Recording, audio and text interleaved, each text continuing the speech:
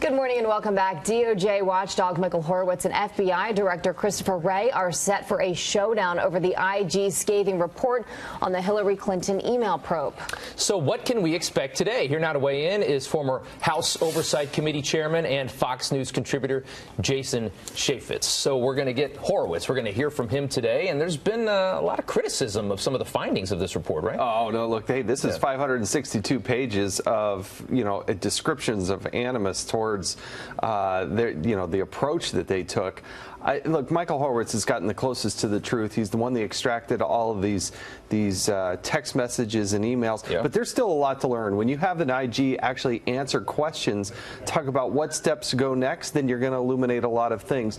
And the FBI director being there is going to take a lot of criticism. Why do these people still have security clearances? When did they actually know that these things were a problem? And why won't they turn over documents that Devin Nunes, Trey Gowdy, John Radcliffe, and the rest are looking for? Why won't they make those same documents that they made available to the IG? Why won't they also show them to Congress? Well, in some of those documents, we saw a number of new things, new text messages between Peter Strzok and Lisa Page. And there's this one dated August 8th, 2016, where Lisa Page says, quote, "Trump's not ever going to become president, right? Right?" And Peter Strzok says, no, he won't. We'll stop it. Peter Strzok also says, reportedly, that he's ready to testify. That's kind of fascinating. What would you expect to hear from him? Well, members of Congress have been trying to get at him for months and months and months. I think he knows that at this point that there have been a lot of determinations and a lot of illumination as to what he was saying behind the scenes. He may just argue that, hey, it's just bravado. I was just trying to show off to my, this girlfriend that I had. But it's not just one text. There are strings of texts out there. Remember, this person's in charge of counterintelligence, and he's out there texting these types of things. It's almost like, how does he expect to defend himself? Well, we've seen it all. It would be interesting to see if he actually follows up on that, because I know Congress will want to bring him in for a classified briefing, but also to bring him out before the United States of America and have this public hearing. But he's not the only one. There are other names out there that were in the Inspector General report. The other thing that I think will come out today is a senator will ask him to unmask the names of the FBI agents and attorneys that are in the report, but we don't know who they are yet. And Peter Strzok's not even asking for immunity, which is interesting, too. He seems pretty confident going into this that he can defend himself. Bring it on. And yeah, let's go back. I mean, there's one part of this that a lot of people can't wrap their minds around, and that is you've got Christopher Wray, you've got Rod Rosenstein, you even have Jeff Sessions, one of the president's earliest and biggest supporters, still fiercely standing behind the FBI, saying that there was no bias, that this, is being blown out of proportion for political reasons. That's tough to get around if you're the president, isn't it? I mean, Sessions is his guy. Look, I think the president wants to see this stuff out there, too, but he's been very hands-off, the president has.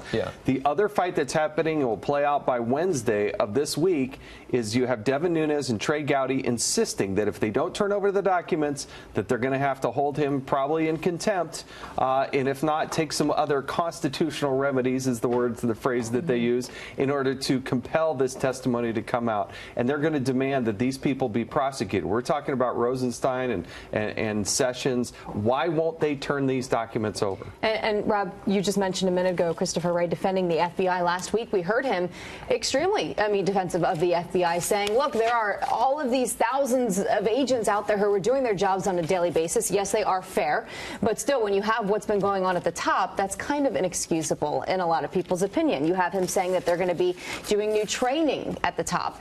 What do you expect to hear from him today? Do you expect him to come out a little bit tougher than he was last week? I don't think the senators are going to let him sit back and just say, hey, there's going to be new training, because it's not the rank and file that have been to the problem. You have the senior most echelon who don't allow Congress to do their oversight jobs and responsibilities. Remember that text you put up? Oh, it's not going to become president, right?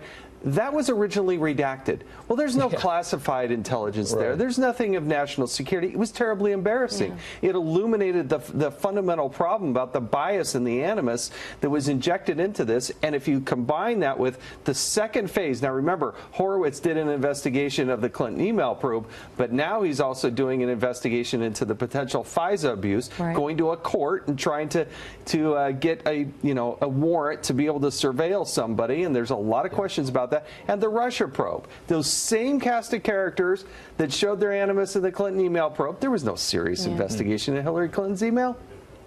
Got to get to topic 2. We do have a second topic here. Yeah. Separation of families at the border. There's been a lot of hoopla around this. There's a lot of really jarring images of kids being taken away from their parents. The administration coming back saying that a lot of what you're seeing has been fake news. There's been a lot of people spreading the fact that this is happening to anybody coming across the border, even asylum seekers. We learn now that's not the case. It's only for illegal crossers. If you're coming here the right way, seeking asylum, you don't get separated from your family. What do you think of all this? Well, nobody wants to see kids separated from families. I mean, that's horrific. But they act as if this is something new that just Donald Trump thrust into the equation. That is absolutely not true. First of all, if you want to claim asylum, isn't this a policy that just started in April? No, look, if you want to claim asylum, first of all, you can go to the United States Embassy in your country of origin. Sure. And if you're coming to the United States, listen to what the Homeland Security Secretary is saying, and that is go to a port of entry and claim asylum. Right. It's the people that are going in between that are trying to cross the border. And you know what? And that's where the policy comes in of separation, right? But do it the right way. Right. Yeah. But don't pretend that every one of these kids is matched up with mom or dad.